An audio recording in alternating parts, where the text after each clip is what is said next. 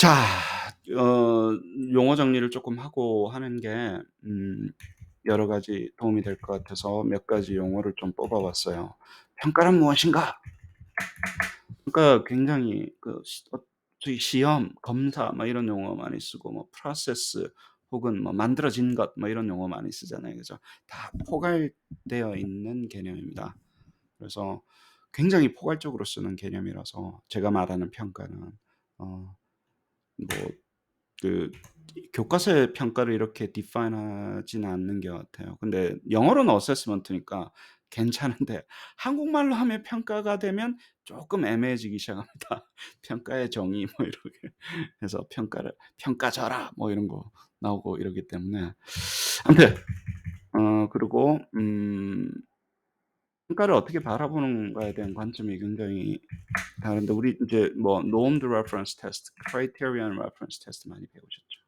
오늘 이번 교육에서 나오는 평가는 domain referenced test라고 예 영역 중심 준거가 되는 거 굉장히 많이 다루고요. 그다음에 성장 모형 성장이라든가 capacity에 관련된 거 살짝살짝 나옵니다. 학습자 중심이냐 아니면 어세서 중심이냐 평가를 이렇게 바라볼 수 있는데 이게 왔다 갔다, 왔다 갔다 해요. 예. 아이 뭐 학습자 중심의 평가가 굉장히 강한 것 같은데 제가 얘기를 다 들어보시면 어세서 중심의 평가로 확 끌어갑니다. 그러니까 학습자 중심의 평가와 그 어세서 중심의 평가가 이게 구분되지 않는 영역으로 이야기를 하기 때문에 굉장히 헷갈리실 거예요. 이거를 따로 이렇게 떨어뜨려서 많이 설명을 하시는데 저는 교육이 쪼끔 달라서 이해를 해 주시고 그다음에 평가는 이제 데이터를 구하기 위해서 보통 이제 여기서부터 시작을 하죠. 데이터를 해서 뭐 비주얼라이제이션을 하자, 뭐 데이터 애널리틱, 뭐 데이터 파이프라인, 뭐 데이터 분석하는데 그전에 평가는 어떡할 건데?에 대한 이슈입니다. 그 평가가 박살나면 데이터가 박살나는데 그 평가 어떻게 할 거냐고에 대한 이슈를 여기서 이야기를 해요. 그래서 좋은 평가가 있어야지 좋은 데이터가 들어온다라는 그 관점에서 이야기를 하고 있으니까 쪼끔 이해를 하시고요. 여기 평가하고 평가 문항하고 쪼끔 많이 헷갈리는데 여기서는 평가를 우리가 어떤 특정 시험 같은 걸로 볼 수 있잖아요. 평가를 프로세스로 볼 수도 있고 그죠. 그때 여기서 말하는 아이템은 평가의 아이템입니다. 그래서 요즘 막 여기 석사 선생님들도 계시고 한데 아이템 저는 인제 어떤 분들은 제가 하고 있는 일을 automatic item generation이라고 하거든요. "무슨 게임 컴퍼니에서 연락 많이 옵니다. 뭘 제너레이팅 하십니까?" 뭐 이러고. 그 아이템이라 그래서 무슨 게임 아이템 첫 번째 생각하시잖아요. 그래서 뭐 또 거기다가 automatic generation이라 그러니까 뭐 무슨 뭐 "팜 하세요." 이러고 막 "겜방 하세요." 뭐 이런 말씀 많이 하시는데 여기 말하는 건 이제 그 조각으로 만들잖아요, 우리가 평가를. 하나로 만들면 너무 힘드니까 조각조각 낸 것을 이제 항목이라 그러잖아요, 아이템. 평가의 항목을 줄여서 문항이라고 합니다. 예. 그렇습니다. 요런 개념도 있고 그다음에 저희가 평가 그 개념책의 스탠다드만 해도 그래요. 아이템하고 태스크하고 같이 취급을 합니다. 평가 문항, 평가 태스크 같은 걸로 취급을 하는데 그렇게 쓸 때도 있고요, 제가. 태스크 모형과 아이템 모형 이제 저희는 인제 생성 모형이라는 거를 주구장창 배울 거거든요. 그때 태스크 모형하고 문항 모형은 완전히 또 다른 개념으로 됩니다. 근데 어떨 때는 또 태스크 모형이 문항 모형하고 같을 때도 있어요. 환장합니다. 그러니까 다르다 그래 놓고 같을 때도 있고 책에서는 문항하고 태스크하고 같다 그랬는데 여기는 이 수업에서는 완전히 다른 거라 그러다가 어떨 때는 같아지고 이러니까 너무너무 헷갈리는 거예요. 여러분들 인제 이미 뭐 박사 과정 계신 분들은 evidence centered design 한 번은 들어보시고 뭐 페이퍼 보셨겠지만 그게 이해가 안 되는 게 아이템하고 태스크하고도 지금 구분이 잘 안 되는 거예요. 뭐 템플릿이라 그랬다가 막 정신이 없습니다. 그래서 쪼끔 그 혼란스러움이 있음을 미리 알고 계시면 되겠고요. 벌리러티에 대해서 우리가 이야기를 할 건데 요거 한번 보시죠. 저희가 지금 소리가 나오나 모르겠네.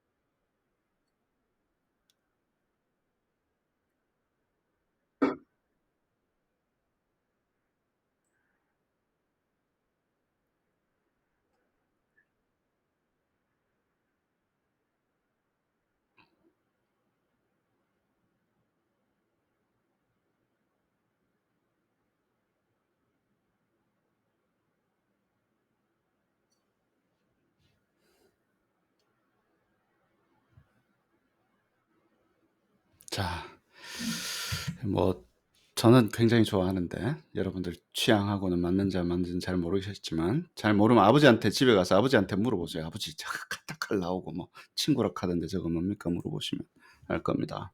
자, 저희는 도구를 만드는 사람들이죠. 어떻게 보면 평가 전공자들은 그죠. 그 도구가 잘 들어보십시오. 이걸 만들었어요. 도루코. 예, 도루코.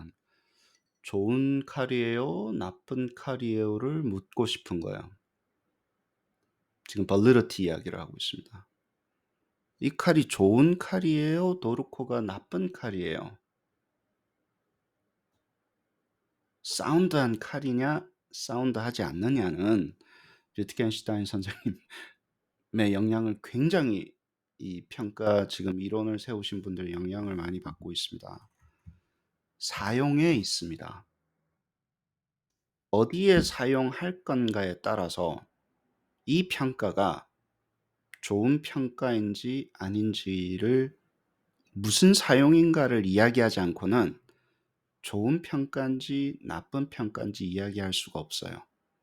우리가 말하는 사용은 뭡니까? 어떻게 쓰고 어떻게 해석하고 어떻게 설명할 건가, 그 스코어를.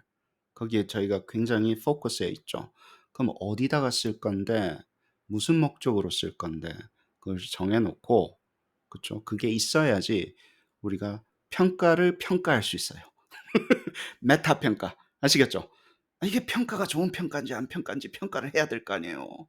그럼 어디다 쓸 건데, 거기다가 잘 쓰면 되는 겁니다. 그쵸? 연필깎이로 하면 굉장히 좋은 거고, 예를 가지고 사람을 사람을 죽이고 이거 가지고 요리를 하면 굉장히 나쁜 거고. 그렇죠. 예, 그런 관점에서 저희가 벌리르티를 같이 해석을 합니다. 그래서 지금까지는 제가 말씀드리려고 하는 게 그거예요. 선을 그어보자라는 거예요. 지금까지 저희가 알고 있었던 평가의 타당함이라는 것은 테스팅, measurement, 여기에 집중해 있었습니다. 그게 나쁘다는 것도 아니고 그냥 그렇다고요. 그런 관점에서 본 거예요. 그런데 자꾸만 지금 시대의 흐름이라든가 이런 것들이 저희한테 요구하는 거예요. 좀 형성평가 좀 하고 진단평가 좀 하고 학습을 위한 평가를 좀 해야 되지 않겠냐라고 보면 용도가 바뀝니다. 잘 들어보세요. 용도가 바뀐다고요. 옛날에 테스팅과 메저먼트의 용도와 진단과 형성과 학습을 위한 평가는 용도가 바뀝니다. 그러면 어떤 평가가 좋고 어떻게 평가를 평가해야 되는지는 달라진다라는 거예요. 그거를 여러분들이 아셔야 됩니다. 그래서 제가 여기서 참 좋아요라고 하는 게 여기서 굉장히 나쁠 수도 있어요. 그리고 여기서는 안 좋은데 여기는 좋을 수도 있고, 이게 가치가 컨플릭트 되는 경우가 있는 거예요. 근데 저희 교과서는 어떻게 쓰여져 있습니까? 이렇게 쓰여져 있어요. 여기를 체계화시켜 놨잖아요. 수십 년간 저희가. 이걸 무너뜨리겠다는 얘기가 아니라, 이런 요구가 있을 때는, 다른 요구가 있을 때는, 사용에 대한 요구가 있을 땐 거기에 맞춰서 저희가 해석을 하지 않으면 이게 혼란스러워지십니다, 여러분들. 그래서 항상 어디다가 쓸 거예요? 무슨 용도로 쓸 거예요? 그러기 위해서 좋은 평가란 무엇입니까? 이렇게 머릿속에서 항상 생각을 하셔야지. semantic in use, value in use. 그쵸? 도대체 의미가 뭐야? 의미 없다가 무슨 사용에 의미가 있는지. 그리고 그 사용은 어떻습니까? 그 컨텍스트에 달려 있는 거야. 그 사용이 일어나는 그 컨텍스트에 달려 있다라는 거예요. 그러니까 절대적인 가치라는 게 케바케인 것처럼 들려요. 근데 맞습니다. 무슨 사용에 따라 다르다라는 거예요. 그 사용하는 환경에 따라 달리기 때문에 value나 의미나 다 달라집니다. 이게 지금 최신 해석이라는 거예요. 여러분들이 조금 요 관점에서 저는 또 설명을 하고 있기 때문에 알고, 그다음에 그 평가의 아웃컴은, 결과는 뭐지? 그게 클래시피케이션일 수 있어요. 근데 굉장히, 사실은 클래시피케이션이 굉장히, 스코어 아니에요, 스코어 교수님? 점수 아니에요, 점수? 라고 말씀하시지만 클래스가 원초적입니다. 기냐 안 기냐, 맞냐 안 맞냐부터 시작을 하는 거예요. 그 다음에 나미널이 굉장히 바이너리 있죠. 이다 아니다가 있어야지 숫자도 나오는 거예요. 없다가 있어야지 있다도 나오는 거. 그래야지 0과 1이 나오기 때문에 0과 1을 가지고 숫자를 만들어내는 겁니다. 하늘에서 숫자가 뚝 떨어지는 거 아니에요. 가만히 생각해 보시면. 그래서 우리가 멀티 디멘셔널 뭐 프로파일이라고 그래요. 프로파일을 하고 싶어요. 프로파일링. 예를 들어서 여러 개가 있다 아니다가 존재하는 걸 프로파일링 하려고 하고, 오디너리면 레벨부터 시작을 하는 거예요. 순서가 있는 형태의 어떤 정보를 내가 평가를 가지고 알고 싶어요. MBTI 같은 경우는 이런 거겠죠. 프로파일을 보는 거죠. 그쵸? 그렇지 않고 5수준, 4수준 거기서 말하는 거는 뭐예요? 수준의 레벨이 있다는 얘기는 ordinality가 있다는 얘기잖아요. 그쵸? 그래서 그런 성질을 가진 것들을 우리가 뽑기 위해서 평가라는 것을 과정을 하는 것도 있고, 그다음에 인제 스코어라고 이야기를 하죠. 그러면 이제 인터벌, 레이시오 스케일 뭐 이렇게 나가는데, 일단 요것들이 충족되고 나서 나오는 것도 있고요. 요즘 뜨는 이야기가 스테이트입니다. 프로파일하고 약간 다른데, 어디에 가고 어떤 상황에 처해져 있는가. 이 친구가. 예를 들면 이 러닝 프로그레션이라고, 나중에 러닝 프로그레션 맵에서 이 친구는 어디 가고 있냐라는 거예요. 옛날에는 그로스 모델링 해 가지고 점수를 매겨 가지고 막 숫자로 만들어 가지고 이렇게 선 긋고 막 이랬잖아요. 막 지금은 그 맵 중에서 어디에서 이 친구가 어떤 스테이트에 처해져 있는가가 러닝 프로그레션을 보는 또 평가의 결과이기도 해요. 진행 상황에서 보는 거예요. 그래서 관점이 다 다르기 때문에 조금 이해를 해 주시고, purpose 같은 경우는 서머티브예요. 이거는 조금 센서티브합니다. 자, 정의를 해 봅시다. 자, 옛날 옛적에 서머티브가 있었어요. 뭔지 모르겠지만 서머티브 안다고 합시다. 서머티브 또 정의하라 그러면 굉장히 힘듭니다. 예. 안다고 합시다. 일단 우리 평가 전공자잖아. 근데 나의 목적이, 잘 들어보세요. 이 평가의 목적이 처방 피드백을 주기 위한, 맞춤형 처방 피드백을 주기 위한 목적이야라고 하면, 잘 들어보세요. 그 서머티브가 진단으로 바뀝니다. 그 서머티브가 그랬어요. 갑자기 나오는 게 아니라 그냥 똑같은 거였는데 내가 이 목적으로 사용할래. 그럼 그 앞에 있었던 과정 있죠. 뭔지 모르겠지만 우리가 서머티브라고 불렀던 거를 진단이라고 부르겠습니다. 이 수업에서는. 진단하고 서머티브가 다른 거잖아요. 이게 달라요. 근데 어떻게 달라지냐? 이게 위상적인 변화라 그러는데 위상적인 변화예요. 똑같은 것이 다른 컨텍스트에 가면 달라지는 거예요. 다르게 부르는 거예요. 제가 여기 있으면 강사인데 바깥에 나가면 아빠가 되고요. 우리 집에 가면 저희 집에 가면 아들이 돼요. 무슨 말이에요? 당신은 강사다가 아빠였잖아요. 아니 그러니까 상황 속에서 내가 바뀌는 거라니까. 아시겠죠? 똑같은 그것이 바뀐다라는 거예요. 그래서 여기서는 위상적 변화라고 하는데, 그 서머티브를 다이그노스틱 어세스먼트라고 부르고, 이 두 개 합쳐진 상태를 포머티브라고 부르겠습니다. 합쳐진 상태. 요거 두 개를 합쳐졌으니까, 그쵸? 그래서 포머티브 여기서 부르겠다고. 그리고 그것을 assessment for learning. 학습을 위한 평가라고 부르자. 학습을 위한 평가라고 한번 불러보자라고 하는 거예요. 그 중에 하나겠죠. 학습을 위한 평가라는 거를 포머티브가 하나겠죠. 자, 그러면 요렇게 다 합쳐진 걸 포머티브라고 부른다 그랬죠. 그쵸? 진단과 처방이 이렇게 결합되어 있는 건데, 그게 one time evaluation이었어요. 한 번 보는 거예요. 그것이 어떤 기제에 의해서, 잘 들어보세요. continual한 프로세스로 넘길 수 있으면, 이게 계속 일어나는 우리가 어떤 기제를 만드는 그 시스템이면, 그것을 그런 모형을 만들 수 있잖아요. 그냥 한 번 하고 끝나는 게 아니라 포머티브가 계속 또 진단, 처방, 진단, 처방 계속 가는 상황이면 그것을 adaptive learning 모형이라고 부릅니다, 제가.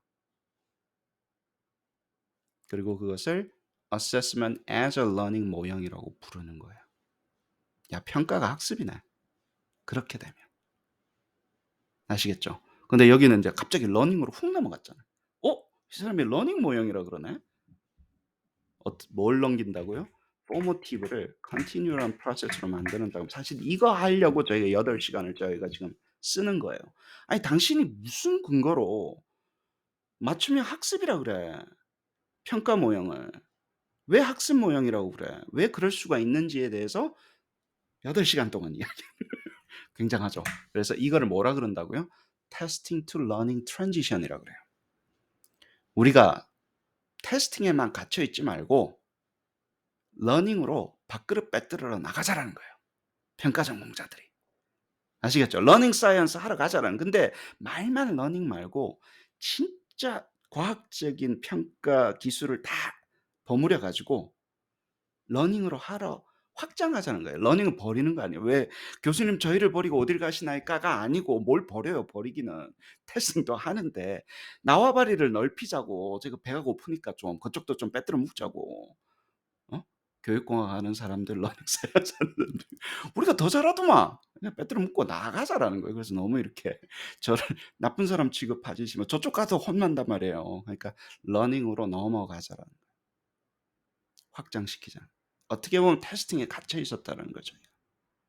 디지털 기술을 가지고 넘기는 그 작업에 대해서. 근데 이거는 이 definition 누가 했다고요? 제가 했다고요. 그래서 이거는 굉장히 controversial합니다. 예. 다 있는 말을 가지고 조합을 했는데 이렇게 변화를 만들어내는 거예요. 그럼 이 속에 summative 있어요, 없어요? 있어요. 이 속에 진단 있어요, 없어요? 있어요. 처방 있어요, 없어요? 있어요. 이게 formative assessment로 이루어져 있어요? 그래요.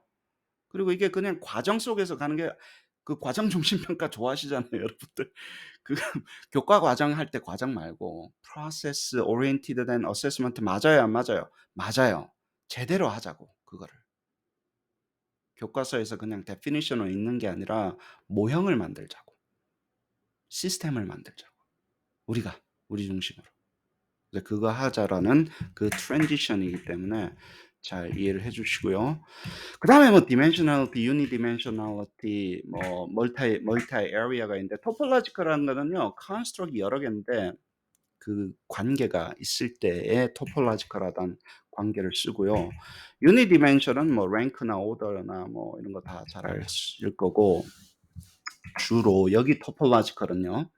우리가 저도 structure equation modeling을 박사 때는 전공을 했지만 선 긋는 거 너무 좋아합니다. 동그라미 쳐 놓고 선 긋고 이건 네모잡이 해 놓고 선 긋고 엄청 좋아합니다.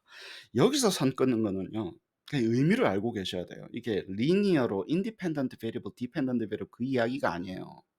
여기서는 선수 cognitive prerequisite 관계가 있냐 없냐라는 것에 대한 의미를 담고 있어요. 그래서 굉장히 엄중한 이야기예요. 리그레션 시간에 SM 시간에 그냥 이렇게 끊는 거하고 이거하고는 굉장히 다릅니다, 의미가. 그래서 코릴레이션 구하려고 하는 게 아니기 때문에 그 이야기를 조금 알고 계시고 멀티 에리아는 그냥 조각이 여러 개 있는 거예요. 그중에 하나. 그리고 그것들로 이루어져 있는 거. 이거는 특별한 이제 관계가 있는 거에 대해 이야기를 하고요. 우리가 컨스트럭을 이제 operationalize 하고 싶잖아요. 우리가 지식, 스킬 같은 거를 할 때 어떻게 바라보냐면 잘 보세요.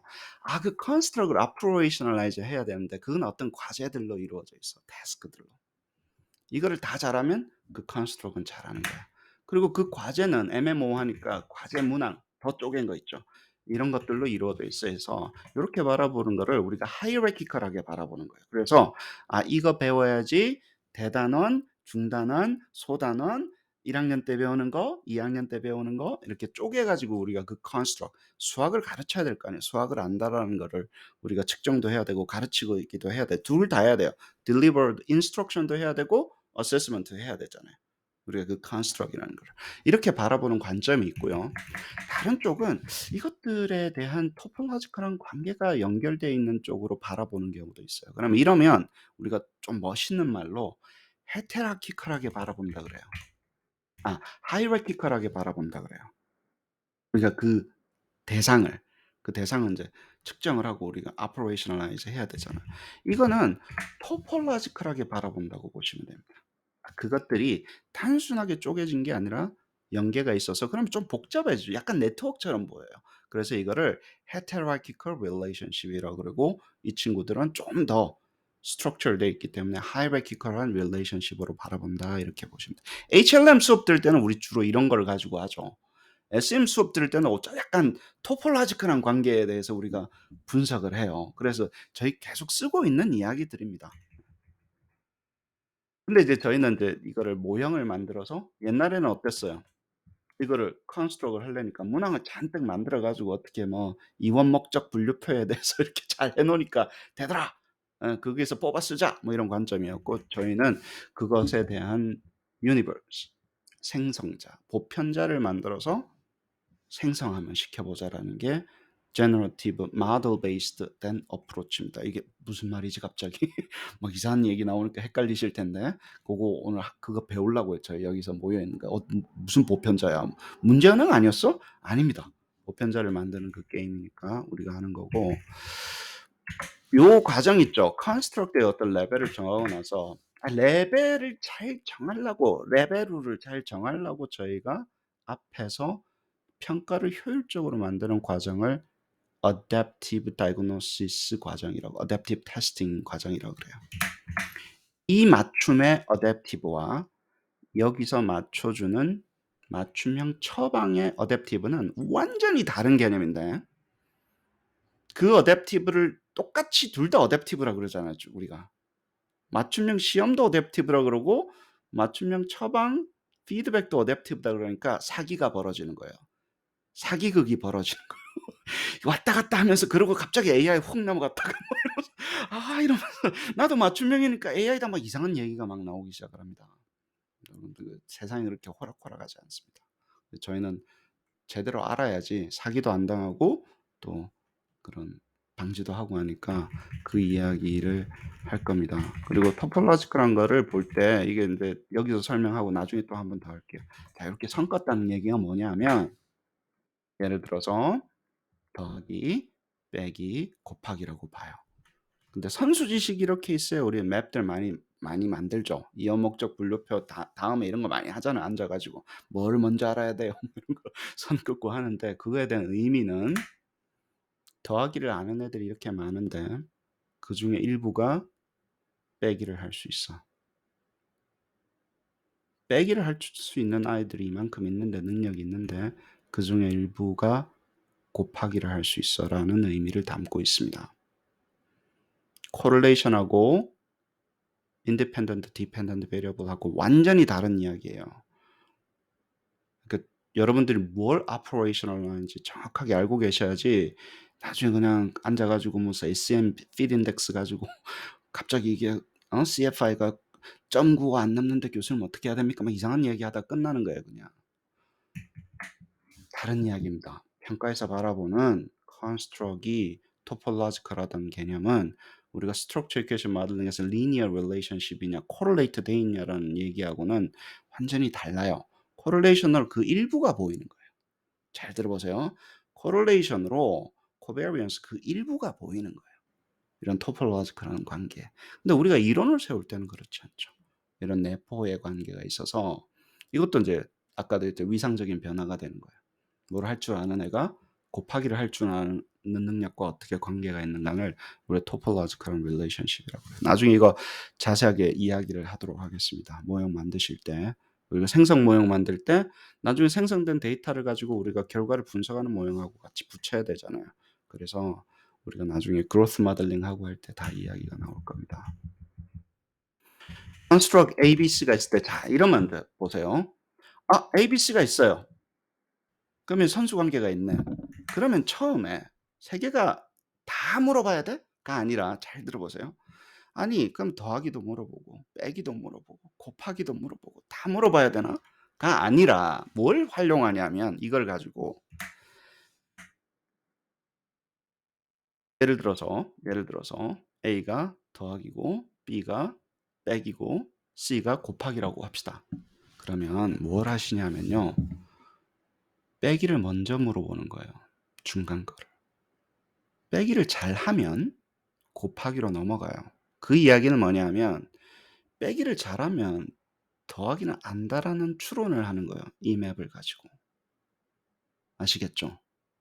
잘 들어보세요. 이게 타당하다 그랬잖아요. 이게 이론이라며.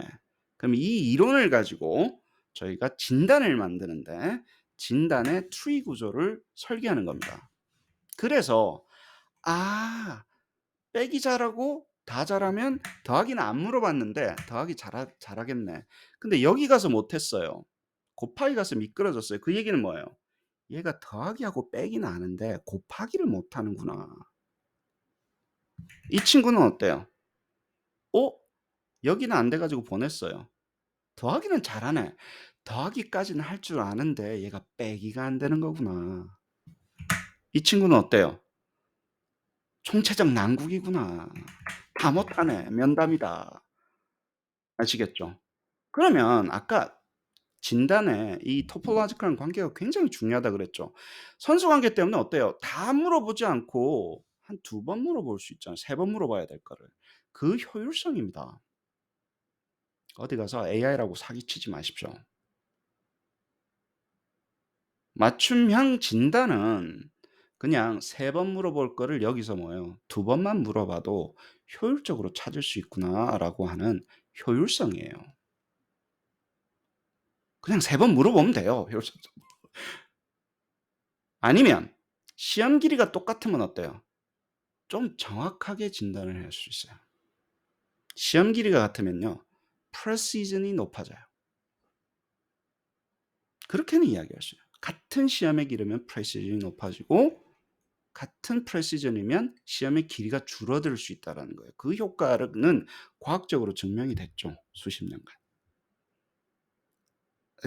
그거 가지고 승부하십시오. 자꾸 AI라고 그러지 마시고. 그거 가지고 승부하는 거예요. 과학적으로 승부하는 거예요. 근데 이거는 뭐라 그랬어요? 앞단에 얘기했을 때.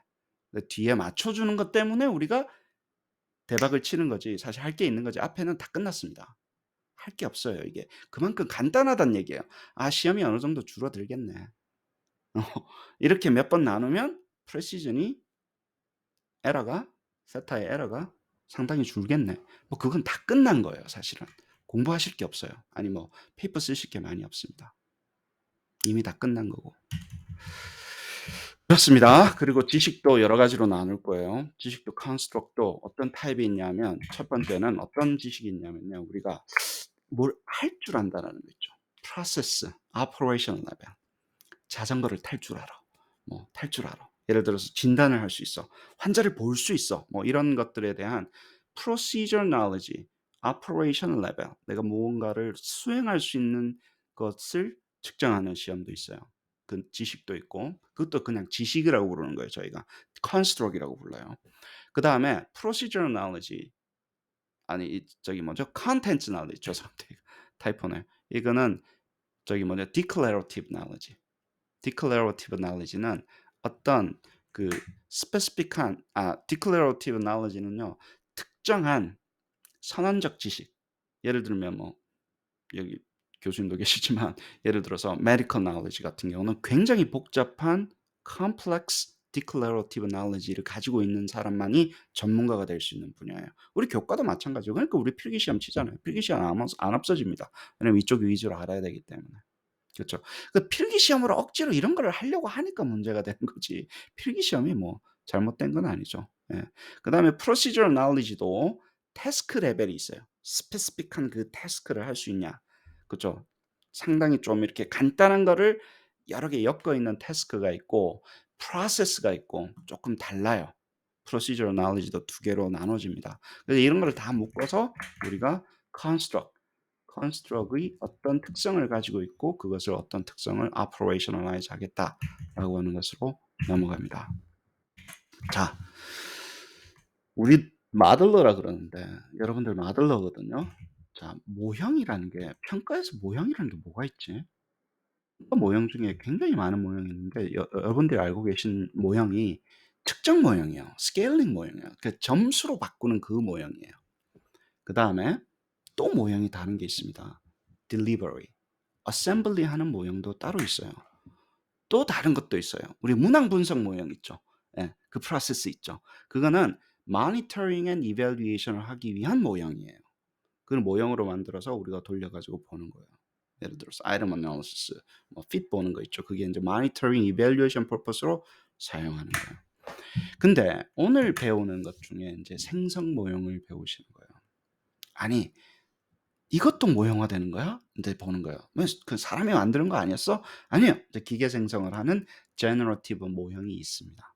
그것들이 이것들과 어떻게 융합돼서 활용이 되는가에 대한 이슈고 이 생성 모형 쪽을 중심으로 하는 그 집단, 그 부류들, 그 인간들을 평가 공학을 하는 거라 그러고 이게 길게 부르면 knowledge를 engineering해서 knowledge를 programming해서 생성자를 만든 다음에 그 생성자를 가지고 생성을 해서 학습도 하고 시험도 치고 뭐 하니까 근데 문항이 있어야지 뭐 어셋 딜리버리를 하든지 어셈블리를 하든지 뭐 스케일링을 하든지 마니터링을 하든지 아닐 거예요. 다 걸려요 그래서. 이제까지는 여러분들 사람이 만든 문항을 가지고 이걸 하셨죠. 이제는 뭐 어떻게 한다고요? 기계가 만든 걸로 이걸 한다고요. 기계가 생성하는 것을 똑같은 짓을 합니다. 근데 생성자를 가지고 하니까 개념이 확 달라지죠. 그렇게 하려고 하는 여러 가지 기술 테크놀로지를 가지고 하는 그리고 그 도착하는 곳은 디지털 어세스먼트라고 하고 디지털 어세스먼트를 우리가 아날로그 어세스먼트에서 디지털 어세스먼트로 이렇게 변환시키는 과정이 있죠. 그거를 디지털 트랜스포메이션 오브 어세스먼트라고 제가 부릅니다. 아날로그 시험을 그때는 단순하게 페이퍼 펜슬 테스트만 이야기하는 거 아니에요. 아날로그 예술로 만들어서 시행하고 관리하고 했던 그 시험의 평가의 모든 절차를 그랬어요. 그냥 컴퓨터 베이스드 테스트는 단말기 놓고 치는 거고 그게 아니에요. 만들어서 관리하고는 모든 절차를 디지털로 바꾸는 그 과정을 디지털 트랜스포메이션 오브 어세스먼트라고 그러고 뭐 이런 뭐 스텝 바이 스텝 가야 된다라는 거는 이제 카파 프로젝트 제가 하고 있는 프로젝트에서 잡고 있는 마일스톤인 거고 그렇습니다. 그래서 이렇게 쭉 테크 트리를 타 가지고 여러분들 테크 트리 좋아하시죠? 테크 트리를 타 가지고 아이템 라이팅에서 이런 디지털 knowledge for adaptive learning으로 진화해 나갈 수 있지 않겠냐라고 하는 이런 중간중간을 다 가고 있는 거 저희가 어디 중간이냐면 어댑티브 하고 있죠, 지금. 그래서 여기서 B에서 C로 가고 있는 거를 지금 교육을 하고 있는 겁니다. 작년에 했던 교육이 뭐예요? 여기서 모델링에서 컴퓨터라이즈드 모델 A 가는 모형이었어요. 이제 A에서 B, B에서 C 가는 요 모형을 지금 교육을 하고 있는 겁니다. 자, 디지털 어세스먼트가 뭔지에 대해서 쭉 정리를 한 게 있는데 저기 거기서 보신 거 저기 서베이 하시는 거 보시면 거기 비디오 이거 한 1시간 떠들었어요. 이 한 슬라이드를 가지고. 그렇게 할 말이 많습니다. 맞는데 오늘 저희가 해야 될 거는 뭐냐면 아니 디지털 어세스먼트의 좋은 특성 중에 맞춤형과 생성이라는 게 있잖아. 이거 어떻게 결합시킬 건데에 대한 이슈예요. 오늘 교육은. 아시겠죠? 그래서 옆에 막 이론적인 거 엄청 많습니다. 그리고 특히 어디라고요? 맞춤형하고 생성해서 교육이 어떻게 연관되냐 도대체. 이거랑 교육하고 어떤 식으로 맵을 잡아 가지고 어떻게 연관을 시켜내는가 스토리가 여기서 일어나요.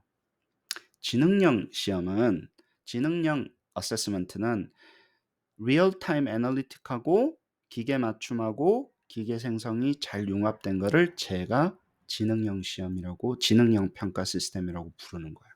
그냥 그거를 AI라고 쓰기 싫어 가지고 뭐가 어떻게 구성되는지를 이야기를 하려고 여기서 제가 그냥 이야기를 한 겁니다.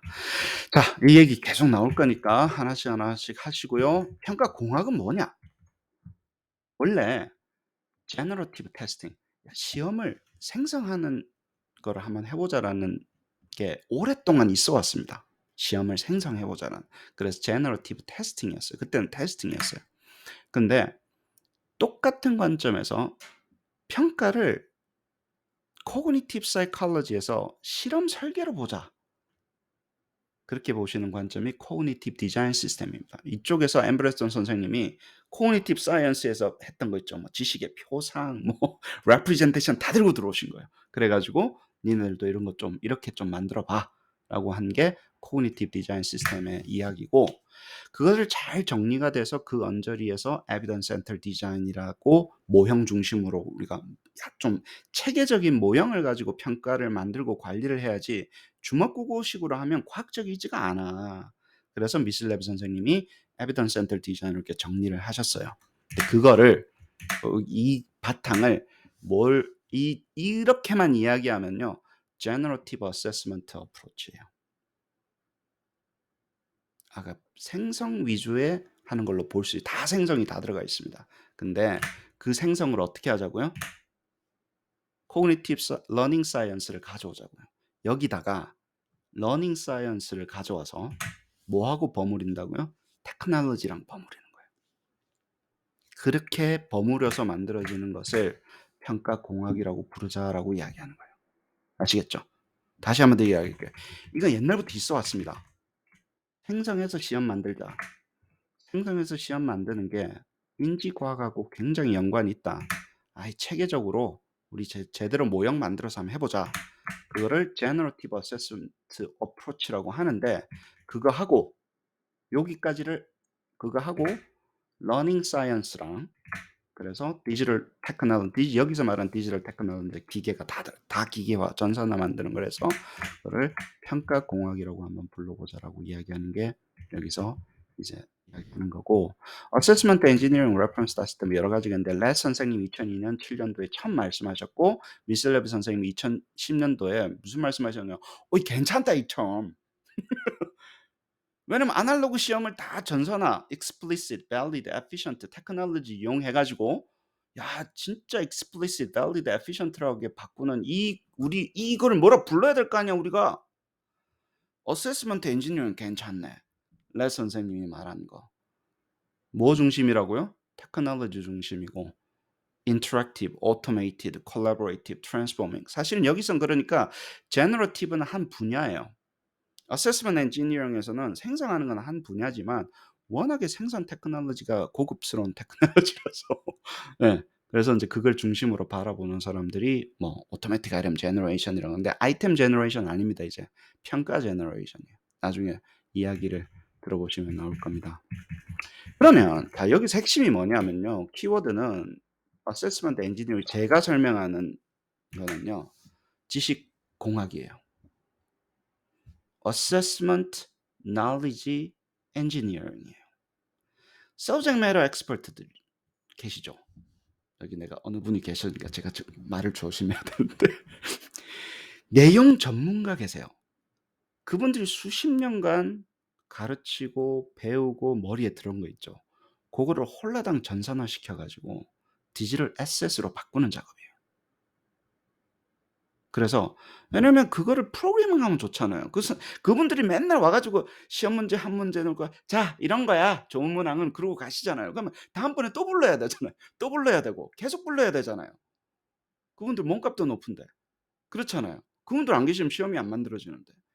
근데 이분들이 알고 있는 머릿속에 있는 거를 홀라당 전산화 시켜가지고 체계로 시키면 어떨까? 그래서 이 이야기를 아까 이야기했던 거 있죠. 미슬랩 선생님이 external knowledge representation이라는 용어를 쓰셨어요. 테크놀로지를 가지고 하는. 그러니까 결국에는 지식의 전산화 이야기예요. 누구 지식에? 평가자 지식에. 그래 놓고 우리가 생성하는 거는 뭡니까? 평가를 생성하잖아요.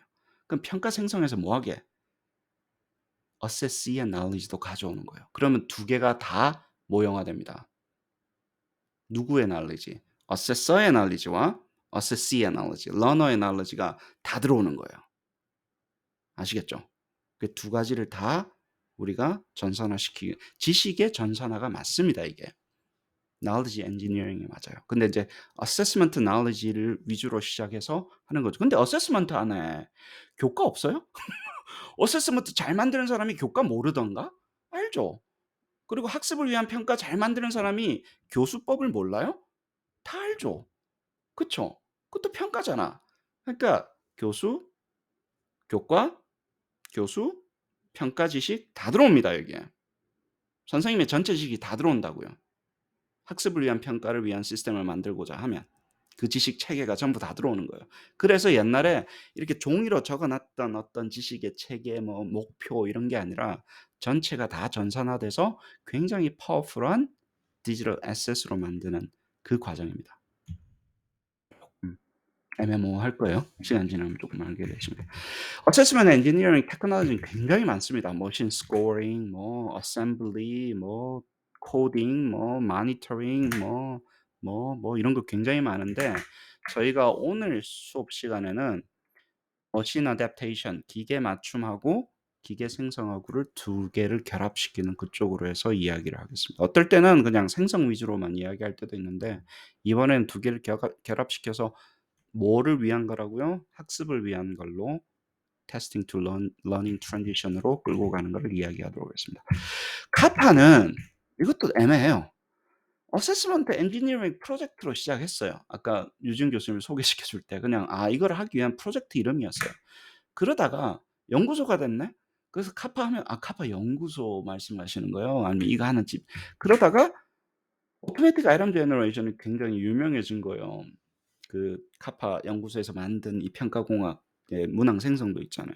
그래서 카파 AIG 이야기하는 거예요? 그럴 때도 한참 있었죠. 그러다가 요즘에는 카파 하시는 분들이 커뮤니티가 생겼네. 선생님들이랑 모여서 하는 그 커뮤니티 있잖아요. 예를 들어서 뭐 교수님들끼리도 모이기도 하고 뭐 선생님들끼리도 모이기도 하고 학교도 하고 이러니까 약간 디지털 커뮤니티도 돼요. 그러다가 요즘 어떻게 여러분들이 그 접속하는 그 웹사이트는 뭐냐면요. 여러분들이 지식이 있어요. 그럼 내 지식을 체계화시켜서 디지털 어세스먼트라는 컨텐츠 앤 서비스를 퍼블리싱하는 플랫폼이 돼 버린 거예요. 내 지식이 있으면 내가 와 가지고 여기서 학생을 위하거나 시험을 만들거나 학습 콘텐츠를 퍼블리싱하는 약간 책 같은 거를 퍼블리싱하는 플랫폼으로 자꾸 변하고 있습니다. 그래서 카파가 뭔지 저도 잘 모르겠어요. 어느 컨텍스트에서 카파를 이야기하는 건지 저한테 정확하게 이야기하지 않으시면 자꾸 헷갈립니다. AIG 소프트웨어 이야기하는 거야? 그 사람들 이야기하는 거야? 아니면 그 프로젝트 말하는 거야? 연구소 말하는 거야? 아니면 그 웹사이트 말하는 거야? 다 다릅니다. 아시겠죠?